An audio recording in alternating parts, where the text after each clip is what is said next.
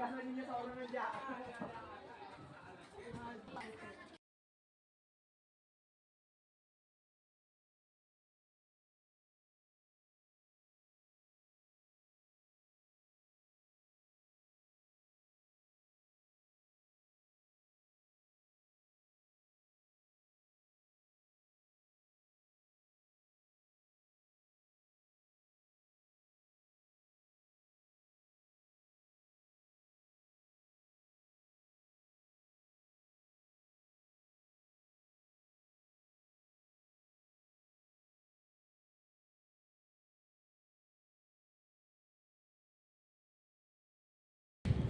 Om Swastiastu, Tabasama Tinggunatai, Salam Sujud Kena Melempang. Perkenalkan, nama saya Junita Priana. Saya mengajar di SMA Negeri 1 Kuala Pembuang, Kabupaten Seruyan, sekaligus sebagai mahasiswi PPG. Kamis, tanggal 9 Oktober tahun 2025, Batch 3, Program Studi Pendidikan Agama Hindu dan Budi Pekerti di LPTK, Institut Agama Hindu Negeri Tampung Penyang, Palangkaraya dengan nomor mahasiswi 2540182. Hari ini saya akan melaksanakan uji kinerja di kelas 11 IPS 3 SMA Negeri 1 Kuala Pembuang, Kabupaten Seruyan dengan tema hakikat yatnya, tujuan yatnya, dan jenis-jenis yatnya. Selamat menyaksikan. Selamat pagi anak-anak. Gimana kabarnya?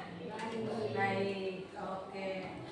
Harus baik dan sehat. Oke, sebelum kita memulai pembelajaran, nanti kita akan membahas materi tentang hakikat yatnya dan tujuan yatnya serta jenis-jenis yatnya. Tapi sebelumnya, supaya kegiatan kita ini berjalan dengan lancar, tanpa hambatan, tanpa halangan, kita mengawali pembelajaran ini dengan berdoa dulu.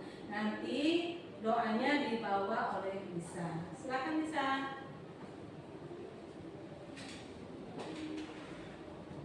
Kita berdoa dulu ya. Oh hormat kepadamu, oh Dewi Saraswati, pemberi berkah, pengabul keinginan aku memulai pelajaran ini. Semoga Engkau selalu memberikan kesuksesan padaku. Om Santi Santi, Om Santi Santi. Oke, berdoa udah selesai. Kita lanjutkan absen pada hari ini. Absen yang pertama Arum, Lisa, Sri, Doni. Ya, semua hadir ya. Nggak ada yang nggak hadir atau izin Alfa. Semua ada di dalam kelas. Ya. Selanjutnya kita lanjutkan yang berikutnya.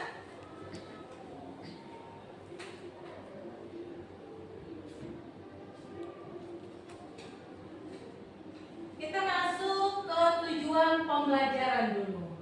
Apa tujuan dari pembelajaran? Yang pertama di sini tujuan pembelajarannya, Ibu akan menjelaskan seperti apa pengertian atau hakikat yatnya. Yang kedua, nanti menguraikan tujuan pelaksanaan yatnya ini seperti apa. Yang ketiga, mengidentifikasi jenis-jenis yatnya. Yang keempat, nanti akan memberikan contoh seperti apa ayatnya dalam kehidupan sehari-hari. Kita masuk di sini ke pengertian yatnya.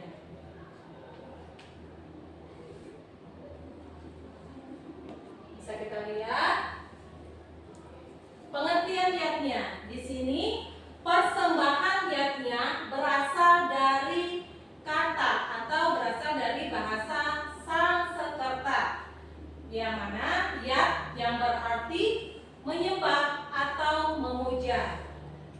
Persembahan korban suci kepada Tuhan, Ida Sang Hyang Widi Wasa, dan makhluk lainnya.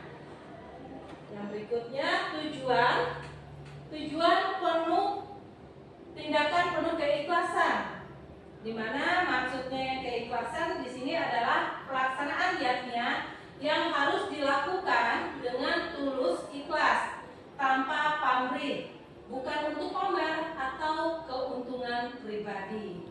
Selanjutnya, berdasarkan dharma. yakni dilaksanakan berdasarkan ajaran Dharma atau kebenaran, serta sesuai dengan petunjuk sastra Hindu seperti Veda. Sebelum kita masuk ke materi yang berikutnya, di sini akan Ibu jelaskan gimana seperti apa yang dimaksudkan persembahan korban suci kepada Tuhan atau Ida Sang Hyang Widi Wasa dan makhluk lainnya. Kita lihat yang dimaksud pertama, kepada Tuhan atau Ida Sang Hyang Widi Wasa, pelaksanaan yatnya harus dilakukan dengan tulus dan ikhlas seperti yang Ibu katakan minggu lalu. Yang dimaksud dengan pengorbanan atau pelaksanaan yatnya yang harus dilakukan dengan tulus ikhlas tanpa pamrih itu adalah dengan keikhlasan kita, hati kita, tanpa kita mengomel ataupun tanpa kita rasanya enggak aku ibadah ke balai ataupun pengorbanan suci kepada Tuhan tanpa kita didasari dengan keikhlasan. Artinya itu tidak tulus, tidak ikhlas, melainkan masih ada omelan yang dilakukan di hati kita. Kita lanjutkan di sini tujuannya. Tujuan pokok pelaksanaan yatnya. Tujuannya apa saja? Meningkatkan kualitas diri dengan melaksanakan yatnya secara tulus. Seseorang dapat mengurangi sifat keangkuhan, keegoisan, keserakahan sehingga kualitas diri menjadi lebih baik. Nah, jadi di sini yang perlu kita tingkatkan di tujuan pokok pelaksanaan yatnya. Kita meningkatkan diri dengan melaksanakan yatnya secara tulus ikhlas yang sudah dijelaskan di atas tadi. Seorang dapat mengurangi sifat angkuh. Angkuh dalam artian apa? Keangkuhan itu hanya misalnya anak yang orang berada, dia tidak mau berteman dengan anak yang biasa saja. Itu sebuah keangkuhan. Jadi itu tidak diterapkan di dalam yatnya atau di dalam pelaksanaan yatnya. Selanjutnya, anak yang suka misalnya pamer, apakah itu masuk di sebuah keangkuhan? Ya, masuk di sebuah keangkuhan anak seperti itu. Itu tidak diizinkan atau tidak ada di tujuan pelaksanaan yatnya. Jadi hal seperti itu harus dihilangkan sifat anak yang seperti itu. Di sana lagi serakah. Serakah dalam hal apa? Contohnya banyak serakah. Orang yang serakah misalnya sudah ibu kasih nilainya sekian. Kita ambil aja contohnya, ibu kasih 90 nilainya. Dia pengen 100. Bukankah itu seseorang yang disebut dengan serakah? Itu tidak boleh. Kalau memang hasil kita seperti itu, yang penting dia menghasilkan ketuntasan di dalam ulangannya, udah. Itu seperti itu.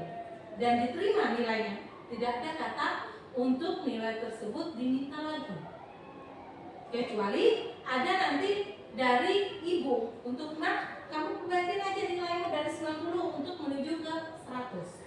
Berarti kan ada dari amanah atau perintah dari ibu untuk memperbaiki nilai. Tapi kalau ada cuma keinginan kamu aja sendiri, itu tidak pas. Berarti seseorang itu bisa dikatakan adalah bisa serakah. Itu tidak boleh. Sehingga kualitas diri menjadi lebih baik. Ini semua ini dihilangkan. Keangkuhan, egois, serakah, itu dihilangkan. Supaya apa? 3 ini dihilangkan dari tujuan yatnya. Supaya diri kita menjadi lebih baik. Bukannya kita tidak baik, tidak. Tetapi menjadi lebih baik. Awalnya baik, terus ditingkatkan lagi, berarti lebih baik. Seperti itu. Selanjutnya di sini membebaskan diri dari karma. Pelaksanaan yatnya adalah satu cara untuk membebaskan diri dari ikatan hukum karma. Di sini akan Ibu kasih tugas untuk kalian. Sebelumnya Ibu bagikan kelompok. Ada kelompok 1 dan kelompok 2. Di dalam satu kelompok terdiri dari 2 orang. Nah, silakan nanti untuk kelompok 1 Arum dan Lisa, kelompok 2 Sri dan Doni. Oke, silakan mulai.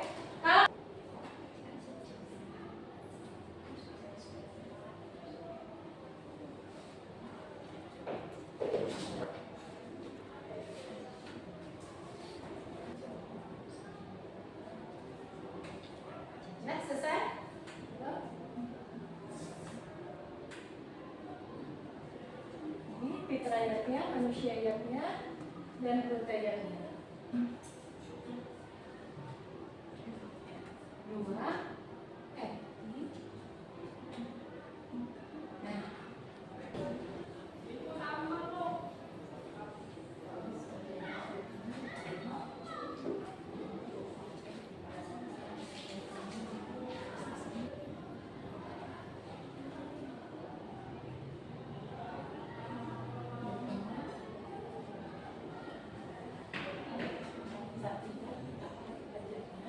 terus yang ini nanti sebutkan tujuan utama pelaksanaannya.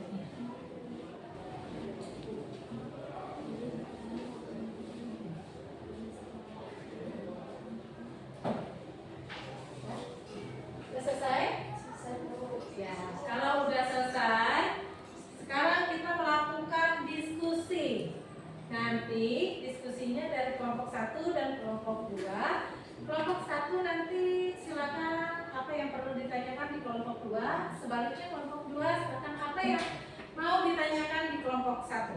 Silakan mulai diskusi. Mulai dari kelompok 1. Silakan. Apa yang perlu didiskusikan dengan kelompok 2?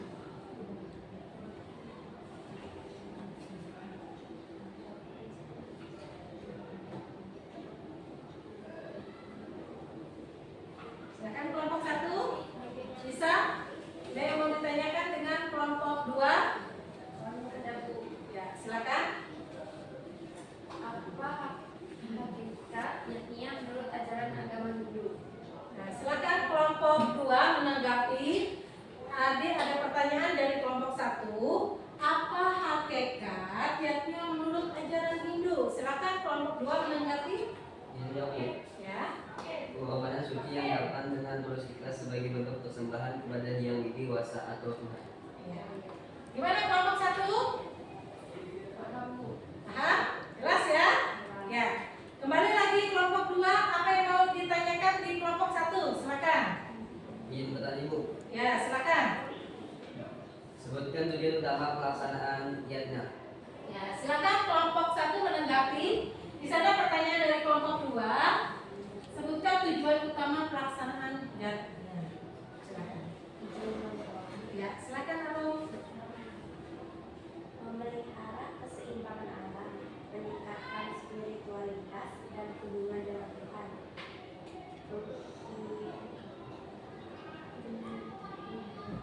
menghilangkan dosa dan karma, serta mencapai kesempurnaan spiritual dan kelepasan atau Nah, seperti apa?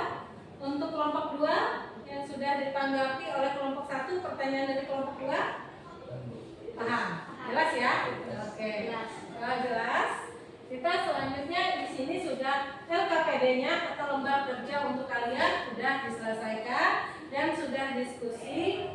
Berikutnya kita akan langsung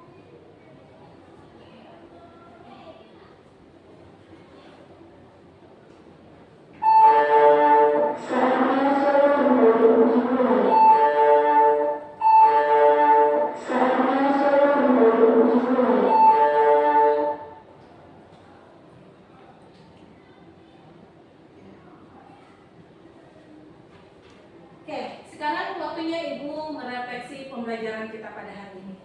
Untuk pembelajaran kita pada hari ini cukup antusias, cukup bagus.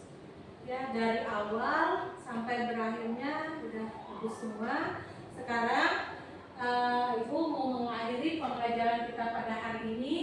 Ibu kira cukup sampai di sini dulu pertemuannya. Kita lanjutkan pertemuan hari ini minggu depan 2 hari dengan mengucapkan Prama Santi.